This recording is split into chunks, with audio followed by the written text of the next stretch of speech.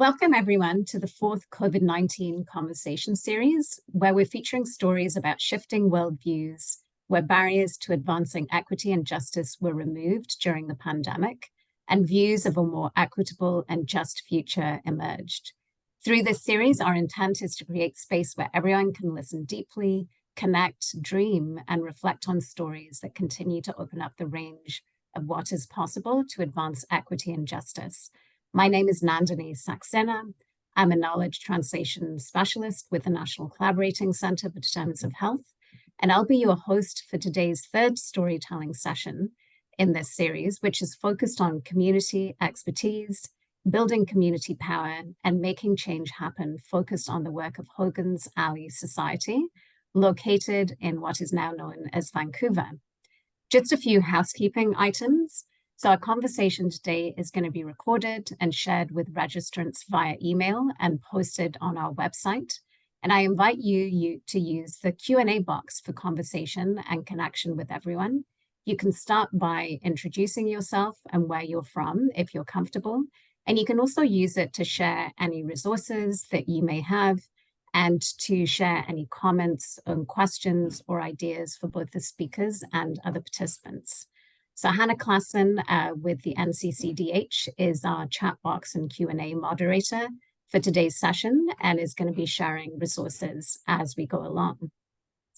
So before we get started, I'd like to share a brief land acknowledgement. So what you see here on the slide in front of you is the National Collaborating Centre for Determinants of Health land acknowledgement. And really for me, the key elements of this land acknowledgement that stick out for me is that in 1725, the treaties of peace and friendship between the Mi'kmaq and the Wolastoqiyik peoples and the British Crown do not deal with the surrender of lands and resources, and instead recognize Mi'kmaq and Wolastoqiyik title and created rules for what was supposed to be an ongoing relationship between nations. For myself, I'm a biracial immigrant settler joining from Treaty 13 territory, which is the traditional territories of many nations, including the Mississaugas of the Credit, the Anishinaabe, the Chippewa, the Haudenosaunee, and the Wendat peoples, and continues to be home to many Indigenous peoples from across Turtle Island. Treaty 13 was established in 1805, at a time when Black people, forcibly brought to Turtle Island through the transatlantic slave trade, were enslaved or actively resisting enslavement, and when the enslavement of Black people was a common practice among members of the early Upper Canada legislative assemblies, now known as Ontario, and which is documented between 1792 to 1800. So moving on to the next slide. This is a bit of background about the National Collaborating Centre for Determinants of Health. So we are one of 6 national collaborating centres that is funded by the Public Health Agency of Canada and was created post-SARS. Each centre has a particular focus, and the focus of our centre is to support public health to take action on the structural and social determinants of health and to advance health equity. We recognize racism as a structural determinant of health. And as referenced, and as you'll see on the map, we are located in Mi'kmaq, now known as Nova Scotia, and hosted by St. FX University. So for today's story, which is about community expertise, building community power, and making change happen, we have 2 wonderful speakers with us today. So we have Modupe Bankole-Longe, who is our featured storyteller with Hogan's Alley Society. And we also have Rudayna Bahubeshi, who is our reflective guest for today's session and who is with Ontario Health. So I'll invite Modupe to introduce yourself to everyone on the call today. Thank you very much, Nandini. My name is Modupe Bankole-Longe. I'm the Director of Research and Evaluation at Hogan's Alley Society. I have my dental degree from Nigeria and a public health degree, Masters of Public Health degree from Simon Fraser University at Burnaby, BC. And after public health, I've actually been involved and I've been very interested in Black health advocacy in a way that supports Black health promotion, supports vulnerable populations and marginalized populations as well. And our research has really been centered against ensuring equity for the Black population in Vancouver. And yeah, I'm really glad to be on the call today. Thank you. Thanks, Modupe. And over to you, Rudayna, to introduce yourself. Hi there. Good afternoon, everybody. Thank you so much for being here. My name is Rudayna Bahubeshi. My pronouns are she, her. I'm coming to you from the territories of Toronto. I'm manager of equity, inclusion, diversity, anti-racism at Ontario Health. I come from a background primarily of working in grassroots organizations, nonprofits, and I'm really passionate about health equity, partly inspired by my own experiences of racism in healthcare. I am Eritrean and Yemeni. I am in this capacity on Ontario Health, particularly focused on advancing the Black Health Plan, thinking through our emerging 2S LGBTQIA plus inclusive health strategy, and also supporting our annual equity plan and implementing our IDAR framework at Ontario Health, as well as the reporting and reporting back to community on some of that work. I'll leave it at that. Thank you for having me. Thanks so much, Modupe and Rudayna. Really happy that you're joining us here today. So before we get started and hear from Modupe, I'd invite everyone on the call to take part in an opening poll. And so what you'll see on the slide in front of you is a QR code, which you can use, you can scan to get to the poll, or I know Hannah's going to post in the chat the information about how you can connect online to the poll. And the question that we're asking you to reflect on and share your thoughts on is, which key principles do you integrate into your work when engaging and sharing power with structurally disadvantaged communities? So we'll just wait for a few moments as people make their way over to the Slido poll. And really looking forward to hearing to seeing what's going to start appearing in a word cloud before us on the screen, your thoughts around the key principles. And so we're already starting to get a few different ideas showing up on the screen. So listening is very much a part of the work to engage with and share power with structurally disadvantaged communities. The idea of community-led. So really the power lies with community to lead. The importance of collaboration, the importance of empathy and compassion, and the importance of making space. And someone has also shared a very specific approach called 2I Seeing, which was, I believe, created by Elder Albert Marshall, who is from Mi'kmaq, taking an anti-oppressive lens, recognizing one's own positionality, recognizing power dynamics. And some of my colleagues have recently done a lot of work on the importance of redistributing power to advance health equity. So just wait a couple more moments. Lots of really interesting ideas that are coming in from participants. And also really importantly, supporting sovereignty, which very much goes with being community-led, giving up decision-making power. Yeah, these are all fantastic thoughts and ideas and suggestions. And my sense is that probably through Modupe's story and Rudayna's reflections, a lot of these principles will start to emerge. So I think on that note, I'm going to hand it over to Modupe to share with us some stories about your work to build community power, to center the voices and expertise of diverse Black communities, and to make change happen in the context of the COVID-19 pandemic. So over to you, Modupe. Yeah, thank you so much, Nadini, and thank you everyone for joining the conversation today. Just a brief outline. I'll be talking about giving a little bit of history about Hogan Zali Then I will move over to talk about Oganzali society, and then share the impacts of Black communities' displacement, and then why it became paramount to engage with the Black community during COVID-19, how we engaged with the Black community, as well as ways of engaging and the importance of community engagement.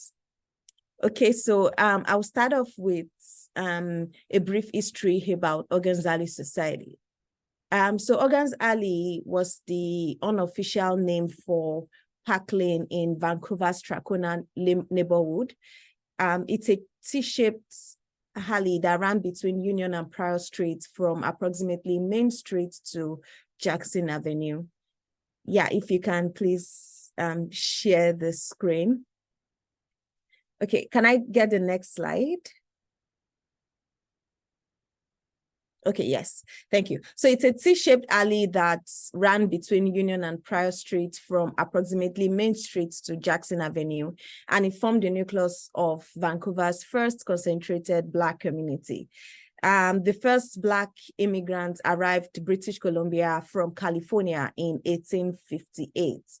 And just a little bit of history, Hogan's Alley was called the term Hogans because it was a slang that was used that time to refer to racialized low-income communities in North America. And at the time, Black people were experiencing serious racism in the United States, and the BC governor, that's James Douglas, that was in power at the time, tried to encourage Black communities to come over to Canada, Vancouver to be precise. And that was because he promised them that they would definitely get a supportive environment and they will be welcomed. And so Black people met, they had a meeting, and then they decided to migrate to Canada because they wanted a more supportive and welcoming environment. However, from the stories available online, we see that Black people's lives were in fact used as an opportunity to show up British sovereignty over land stolen from indigenous peoples. And it was also used as a deterrent for American territory expansion.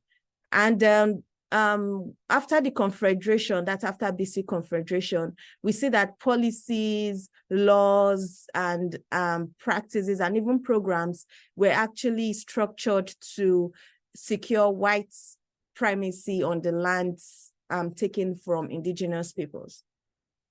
And so Black people came to Vancouver. They first settled in Victoria and Salt Spring Island, but in the 1900s, they migrated to Vancouver, and they were concentrated in Vancouver in the area shown on the screen, the Strathcona area, mainly because first, it was very close to the railway at the time, and many of them worked as railway porters. And then two, the housing discrimination at the time prevented access to other areas of the city.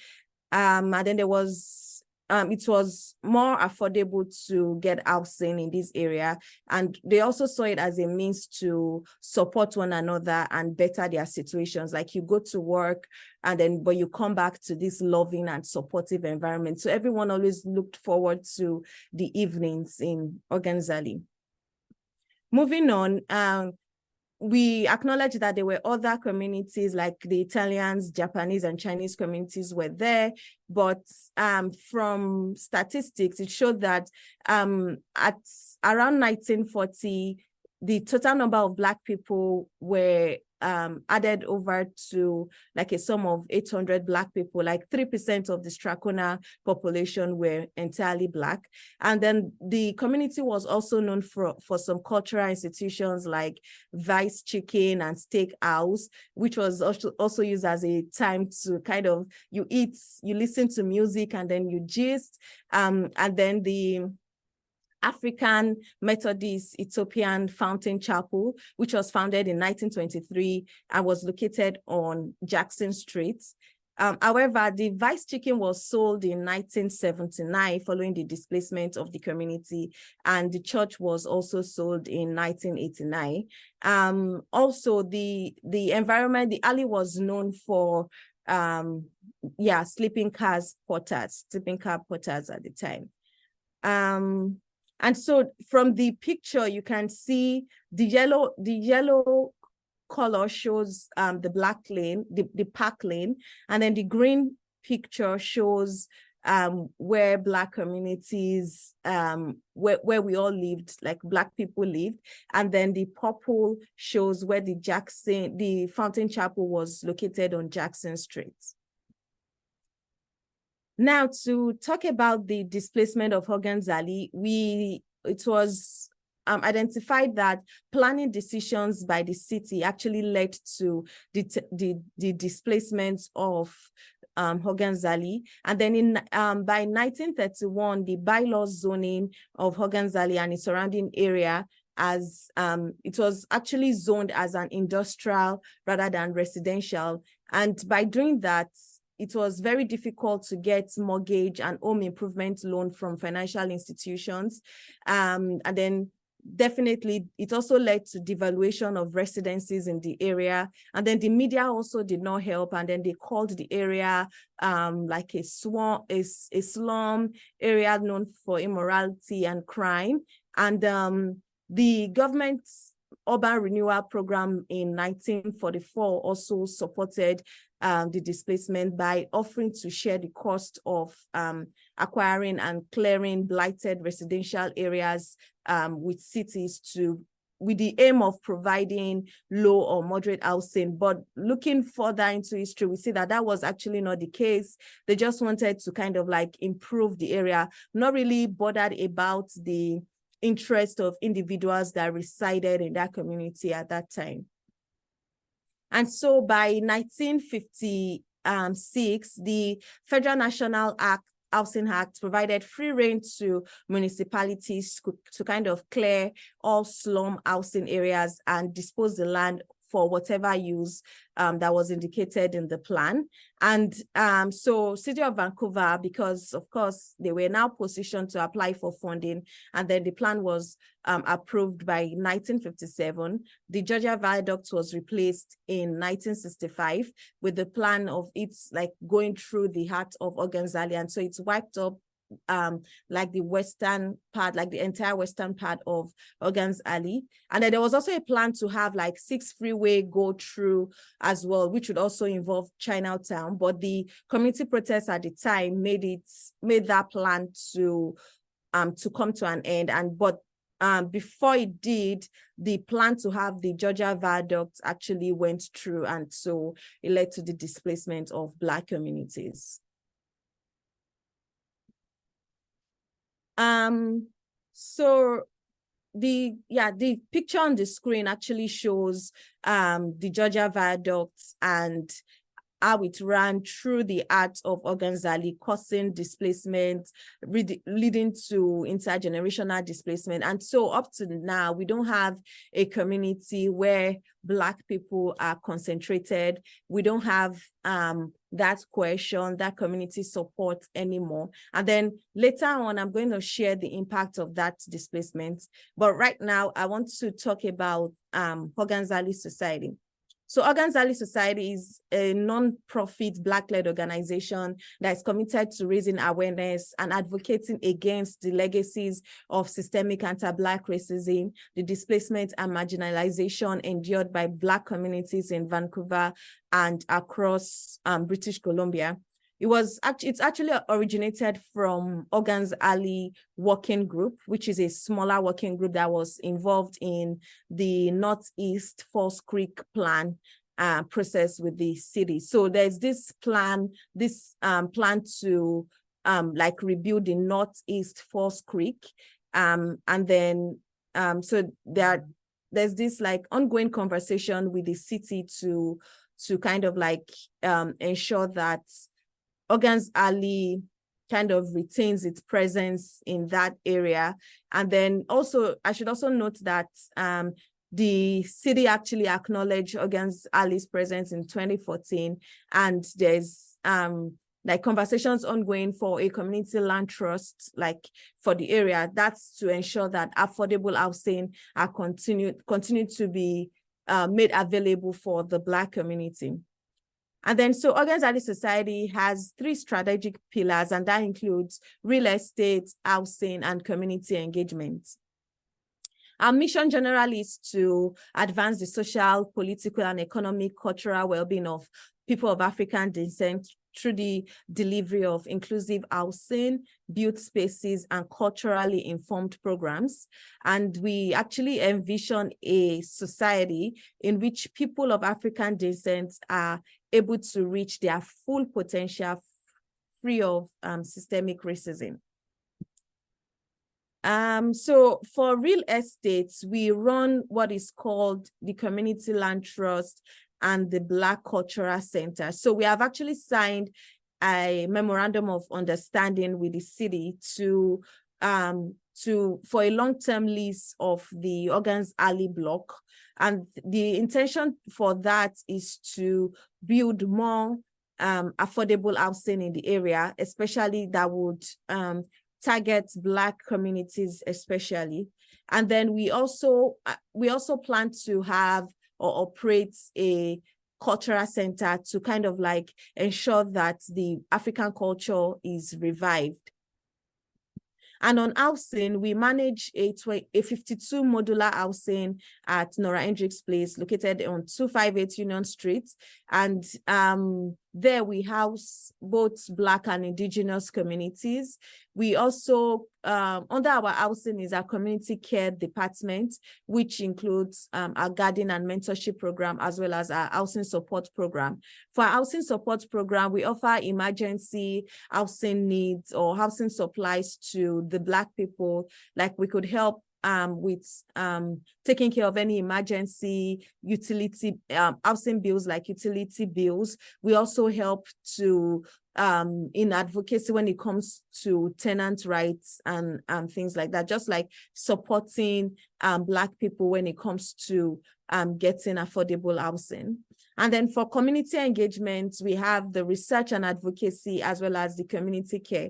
So for research and advocacy, currently we are running the Hogan's Ali Housing Solutions Lab, where we are trying to identify the barriers that Black people face when it comes to accessing safe and supportive housing, as well as identify innovative solutions for the Black communities, something that is feasible for our organization, as well as other Black-led organizations across Canada. And for community care, we do community building as well as cultural support. So we're involved in different cultural programs, and long-term is actually to have the Black Cultural Center, as I said earlier. And so back to the implications of the Black displacement. So it has led to systemic distrust, like systemic and government distrust, like distrust in the government entirely. It also led to distrust in the healthcare system. It has led to lack of Black enclaves and community cohesion, the feelings of isolation, disconnect from community. It has also led to ongoing and continuous discrimination in almost every sector, like housing, healthcare, and in the workplace. It has also contributed to the invisibilization of the African culture, as well as lack of self-determination. So it has really, the displacements of Hogan's Ali led to like a lot of things. The disconnection from community, disconnection from community support, community cohesion has really like impacted the Black people today. And it even continues to impact Black people. And so during the COVID-19 vaccine pandemic, it became very important to kind of engage with the Black community.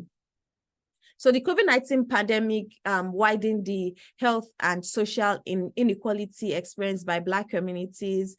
the extent of the impact was actually not well known in British Columbia, and that's because of the lack of race-based data collection. So we kind of like measured the impact of COVID-19 on Black communities based on the research that was done in similar communities in Toronto.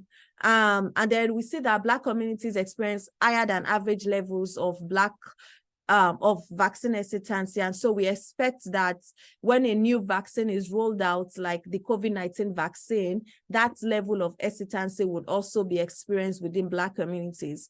And so we carried out a study to gain insight into the vaccination rates and the factors that influence the decisions for Black communities to be vaccinated in British Columbia. And I should point out that the National Advisory Committee on Immunization mentioned that the ultimate success of the vaccine program depends on high vaccine uptake in the population, and particularly in priority populations, which includes Black communities. So it was very important to engage with the Black people of African descent, to see what influences their decisions to get vaccinated. And so we engaged with the Black community in several ways. We carried out online survey on social media platforms, press releases, and media interviews. We had media adverts, posters, and flyers distributed around Lower Mainland in Vancouver, like Black African and Caribbean convenience stores. So Hogan Zali leveraged on its social media membership, like its memberships base on Twitter, Instagram, Facebook, and LinkedIn. We have pretty good level of followers on these accounts. And so we ensured active and ongoing engagement on all our platforms. The posters were like posted like I would say every other day, but like more than twice in a week. We posted the flyers like on Twitter, on Instagram, on Facebook, on LinkedIn. On Twitter, we tagged other Black-led organizations to help us retweet the adverts. And then we networked with other Black organizations in British Columbia, educational institutions, and student organizations. We just asked them to kind of help us share the flyer on their websites. And then we did in-person engagement and distribution of flyers at places where you would readily expect to see Black people most often. And so on our MailChimp as well, that's on our newsletter, we shared it on a regular basis. We shared, like, I think every month there was a newsletter going out to the Black community to try to encourage them to take part in the survey. And then we did interviews with the media. We had connections with CBC All Points West, CBC on the Coast interview, and then it was also published as well in newspaper articles like Georgia Straits and Vancouver Sun. Then the other ways that could bring up to in which we can also engage with Black community would be having focus group discussions with those with living experiences and co-design workshop with those with lived experiences, as well as service providers. I would say that at this time, the in-person engagement with Black people was kind of minimal because the people were still cautious of in-person interactions at the time. So we had to really leverage on online engagements. But now that everything is back to normal, having focus group discussions with those with lived experiences is actually a very good way to engage with the Black community, as well as having a co-design workshop where you sit both the service providers as well as those with lived experiences, and then they share like facts and ideas is also another good way to engage with them. And then we had some really interesting things emerging from our in-person conversations during that time. And then what we saw was that there was a total lack of interest in participating in surveys or research. Like they felt like Black people mentioned that they've been over-researched, and it's not like anything changes after the research is done. And so there's this unwillingness to participate in another form of research. So they just did not want to.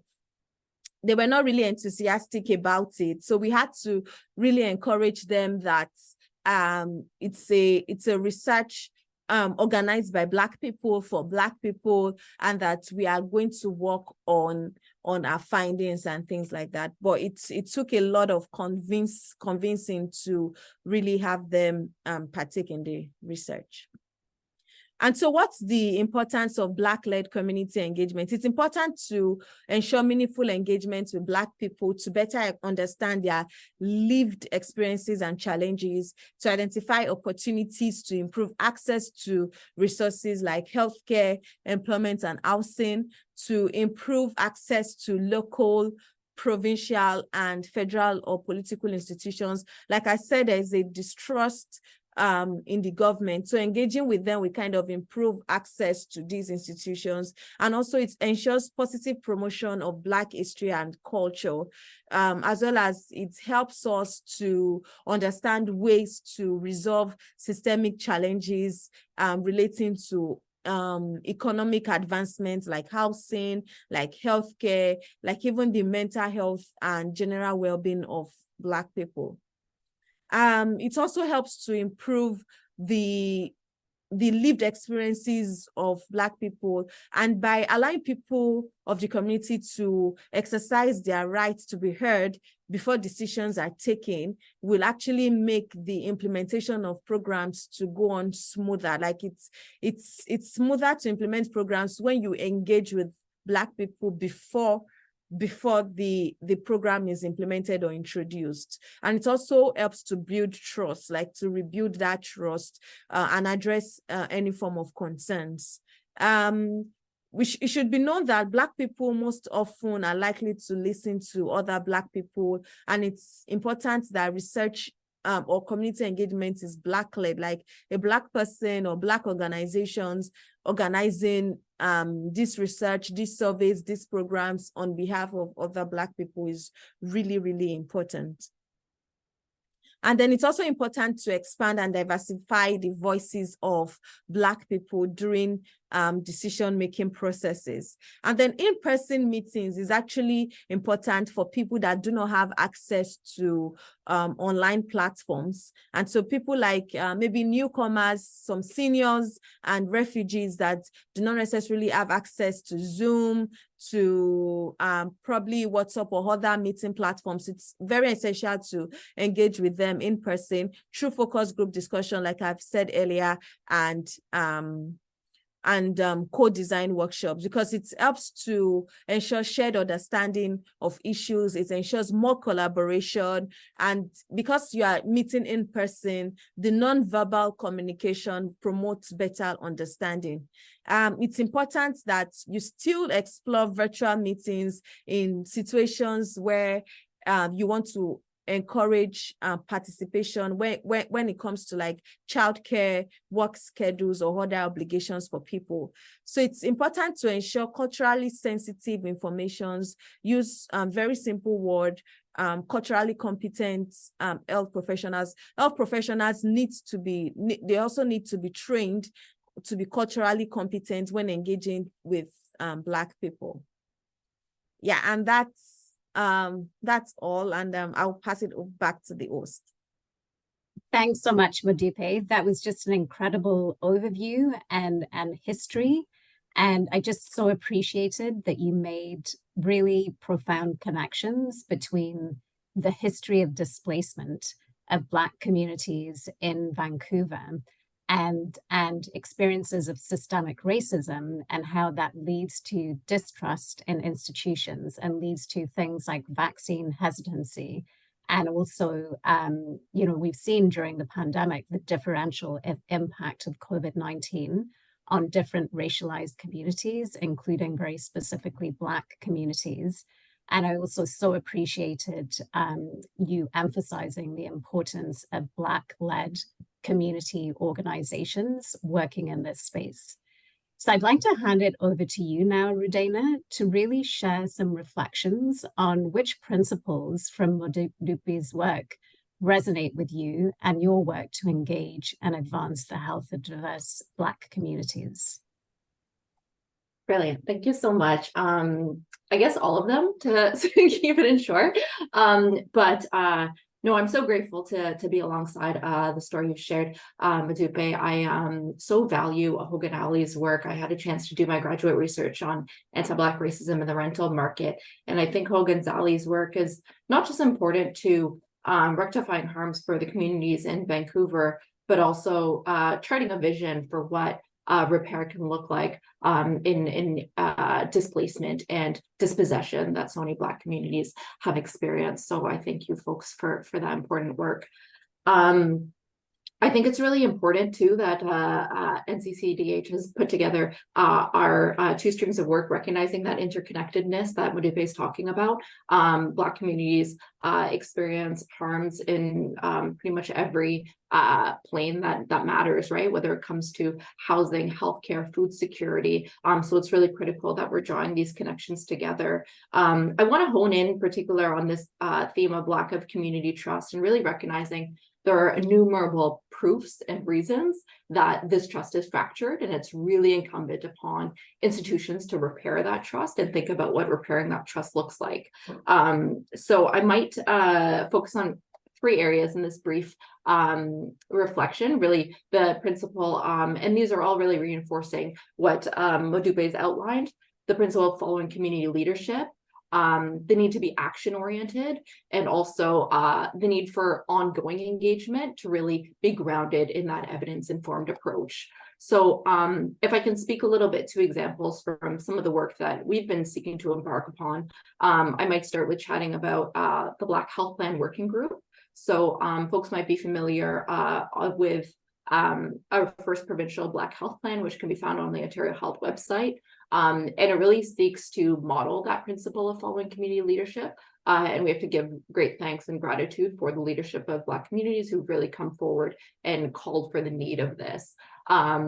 So the Black Health Plan Working Group, or the Black Health Plan, let me start with first, has calls to action for the Ministry of Health, Ontario Health, and health service providers. And it's been led and developed by Black health leaders, experts in healthcare and equity, with input and implementation driven by a working group of 60 plus researchers, clinicians, representatives of governments, and so on and so forth. So this group and strategy emerged from the significant equities we've talked so much about and heard so much about that were exacerbated in the pandemic, as we know that did not begin in the pandemic. And we've convened this group on an at least monthly basis to strategize on timely issues, such as recently the fall winter, surge that we're observing with regards to flu and COVID, planning on unmet needs of refugees and asylum seekers. We've, of course, seen these populations experience great strain in recent months in particular. And some of the wins and deliverables of the work, which is, of course, with much gratitude to the communities who've led it, is the ways that we're thinking more about leveraging data to advance equity. So in the pandemic, of course, just as Modupe alluded to, leveraging data to drive vaccine equity, wellness clinics, meeting community where they are.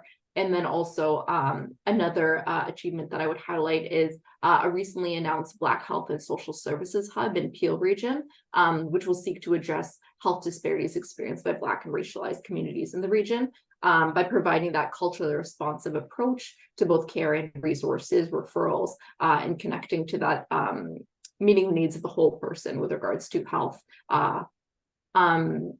To this end, with regards to community partnership, I also think about the high priority community strategy, which is one that our team worked on, led by community agencies, Ontario Health, Ministry of Health, that sought to address disparities in access to testing, therapeutics, and vaccination, recognizing that disproportionate impact on Black and racialized communities. And so, very similar as Modupe is highlighting, we sought to meet community where they were, whether in places of faith, restaurants, barbershops, really recognizing that healthcare needs to be delivered beyond healthcare settings, engaging community ambassadors. So these were individuals who are trusted community leaders to do outreach and education, addressing vaccine hesitancy and access issues that were present, and also providing wraparound supports, recognizing the plurality of one's needs and well-being. So with rent, with food, with making sure translation needs were met, etc. These are, of course, not like novel things or things that are surprising with regards to community needs, but I think institutions are only just beginning to catch up to recognize how obvious these needs are. So as I mentioned, another area I would focus on is being really action oriented. So just as Modupe is talking about, seeing consultation happen too late or treated as though the consultation is a good in itself, whereas it's actually honoring the data provided by community and having an informed programs and policies. That is the good we should be striving for. We've all observed the trend of frequently occurring consultations that don't go anywhere or demonstrate how community insights are used or where the accountability is. And then also that lack of partnership that doesn't report back into community. Just as a tangible sort of resource, I really love the Jane and Finch research principles, which you can find Googling online. So that was a group that came together to set the terms of what is required to consult with their community. And they're outlining important values of accountability, a commitment to doing no harm. I think this is a really critical one for us to be thinking about, and ensuring that the researchers are focused on driving positive outcomes. That question of like, how does it benefit the people needs to be at the forefront.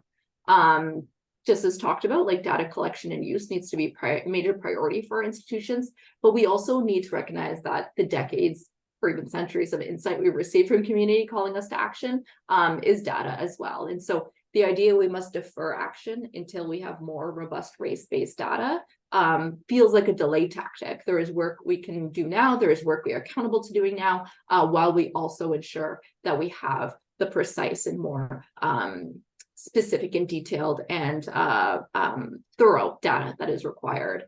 And so that takes me into almost not and so that takes me to then my next point about ensuring that we have an evidence-informed approach, and that looks like ongoing engagement, right? So not just at the beginning or in the middle, like Modupe is saying, but like a continuous engagement that is really focused on following community leadership.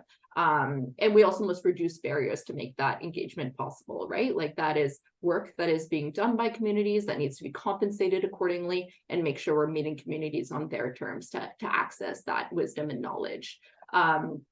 So when it comes to this more deep data collection, we're talking about being grounded in a really rigorous anti-oppressive lens, thinking about what questions are we asking, what language are we using, and did we engage communities to ensure our language was resonant with how they identify themselves, recognizing the need to analyze data and help bring meaning to it, and that's not an objective exercise to just take the data and say, we'll synthesize it, but how are we engaging community in an ongoing way to ensure that how we're reading the data isn't creating harm, that there's conversation about who owns the data, who's determining its use, and who's participating in decision making, and of course how and where data is stored.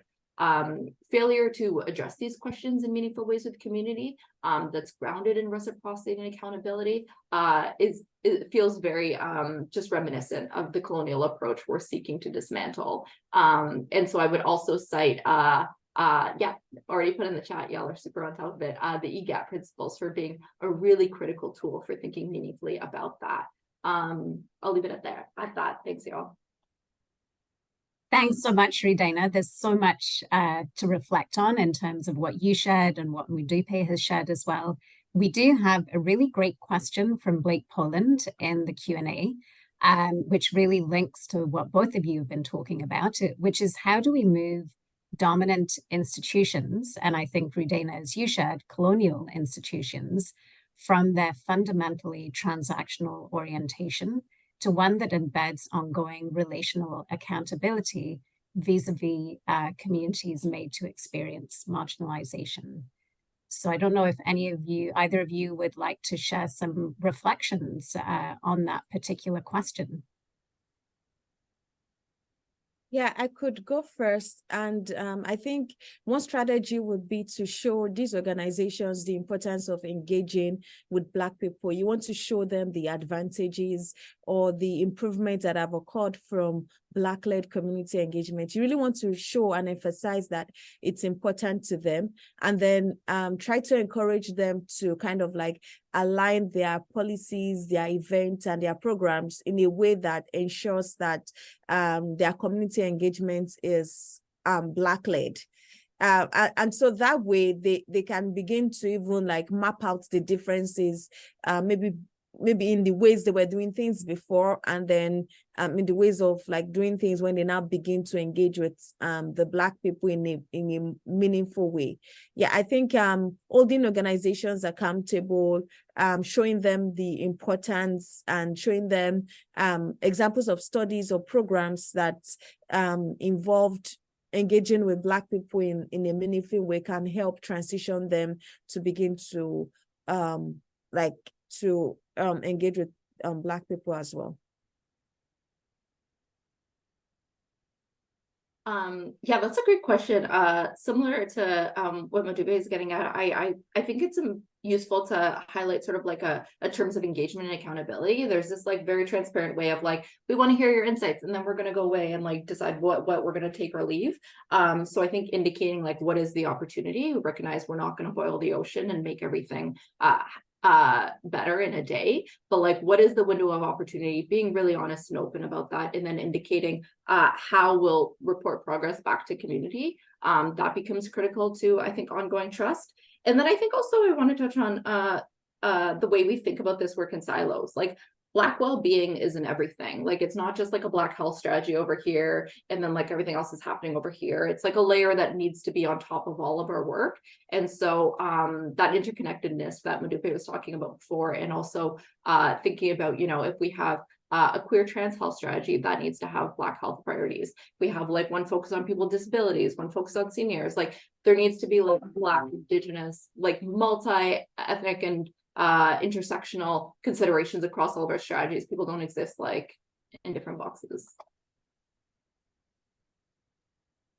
Thank you. Lots of amazing reflections.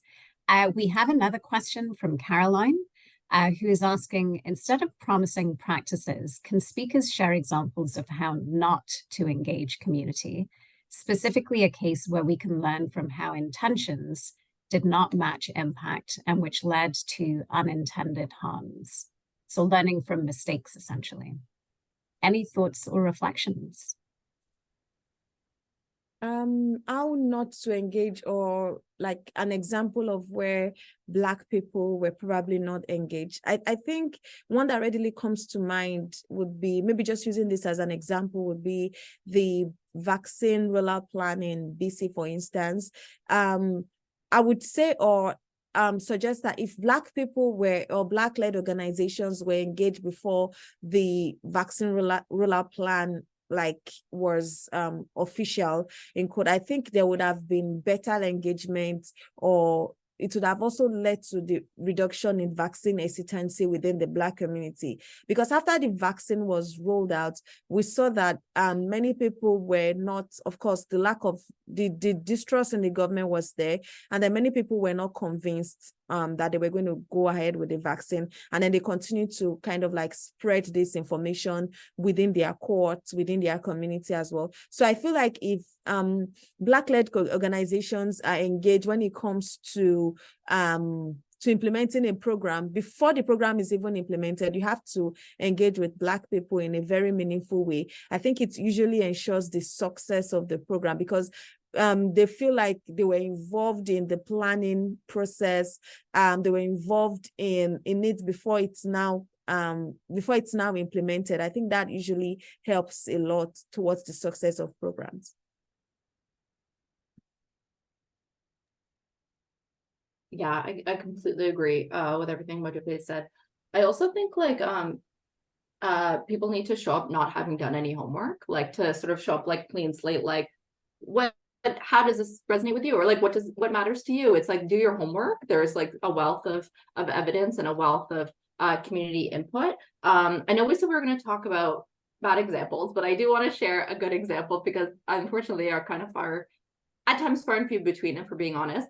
But I also think the work of Black Backpacks, if folks aren't familiar, so work that came out of Scarborough Health Network with Black Physicians Association of Ontario and other partners, that was like a 24/7 phone line translated into dozens of languages where Black folks could call and speak to a Black clinician or a Black physician, and ask questions and ensure that there was that like sort of judgment-free one-to-one opportunity to engage. And I think there are, examples like this, to Modupe's point, like where policies are sort of rolled out and then communities have to come up with interventions to meet the gaps in those policies. And so making sure that we're bridging that and not just like having to put the burden on communities to pivot when the gaps are there. Great, thank you, Modupe and Rudayna. So I'll just invite participants. We do have time for maybe at least one more question. So if there's anything that is burning on your mind, please do take this opportunity to share. Otherwise, I do have sort of like a backup follow-up question, which is really focusing more on policy change. And so I'd invite both of our speakers to share any reflections on what are some effective ways to advocate for anti-racist policy change, really looking more at the structural level, the structural drivers of health equity and health inequities. So any thoughts or reflections from either of you on that question?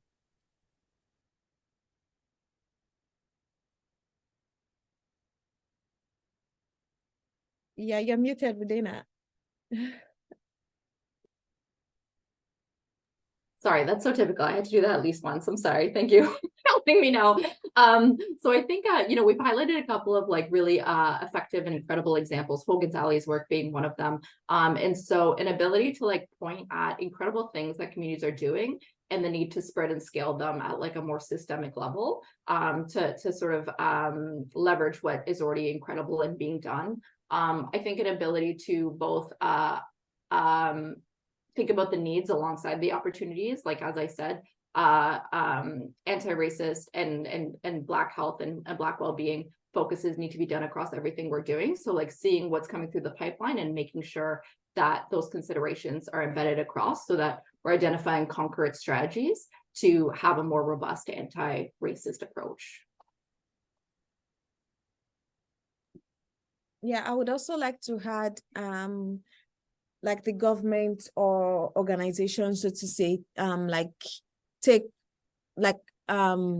make themselves accountable, let them account for the fact or acknowledge systemic racism in the land. Once there's a level of accountability, then there would be a course of action for change.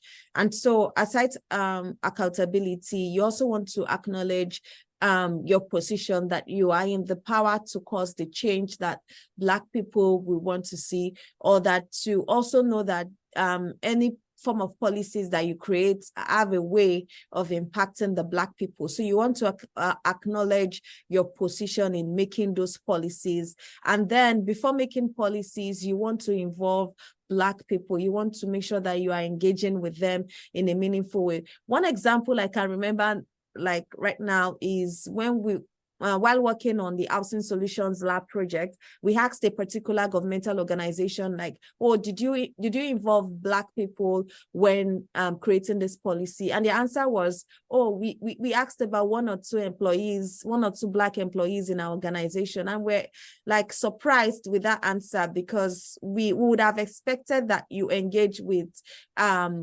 other Black-led organizations that kind of like that are service providers in housing, and also other Black leaders and the Black community as a whole, before you make a form of policy that would influence the Black people. So you have to acknowledge your position, and you have to make sure that you are engaging with Black people, Black organizations in a very, very meaningful way.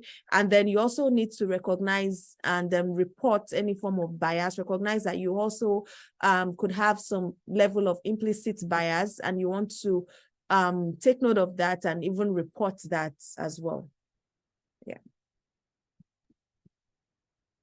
Thank you so much for those fantastic reflections, Modupe and Rudayna. So I'd like to now invite participants to take part in a closing poll. So we're going to use the same mechanism, the Slido poll. So you'll see the QR code on the slide in front of you, and the information about ways to connect online will also be shared in the chat box. And as you can see, the question is, please share one takeaway from today's session that you'll bring to your work when engaging and sharing power with diverse Black communities. So we'll just wait for just a few seconds as people are starting to share their comments and reflections. I can see that 4 people are typing, fantastic. And while people are doing that, I'll invite Modupe and Rudayna to share any closing words of advice and maybe some reflections on the word cloud that you see appearing in front of you. So any closing words of advice for people who have joined us today? I think the first thing that comes to mind is, oh, sorry, Modupe, I'll be really quick. With regards to intentional engagement, like making sure that you've thought about the questions you have and how it's going to benefit community, as opposed to sort of showing up with that blank slate.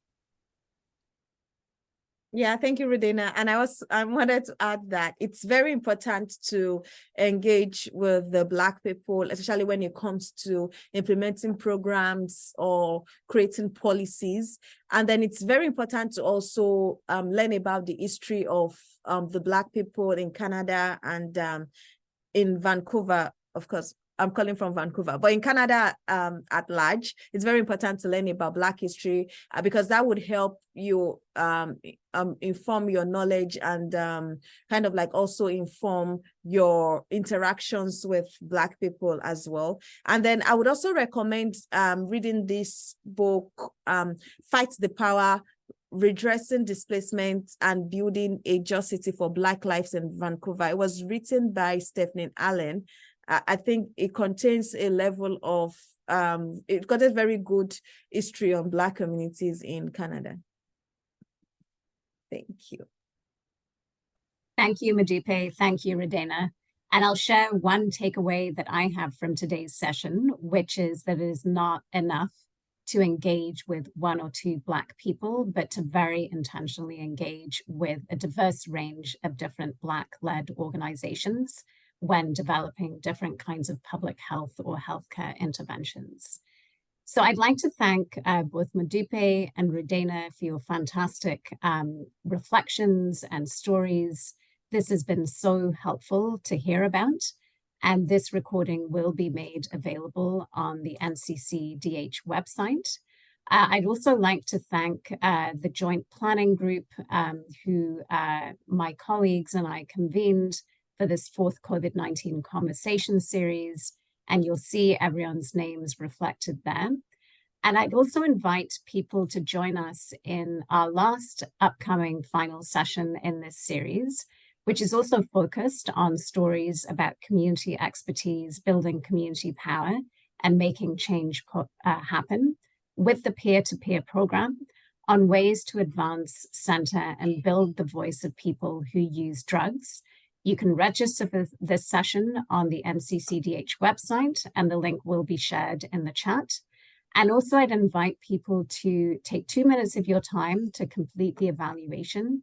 Again, that link will be shared in the chat, and the evaluation link will also pop on your screen as the webinar closes. We always really appreciate your feedback and advice on how we can improve. And so thank you to everyone for joining us today. And again, a huge thanks to both Modupe and Rudayna.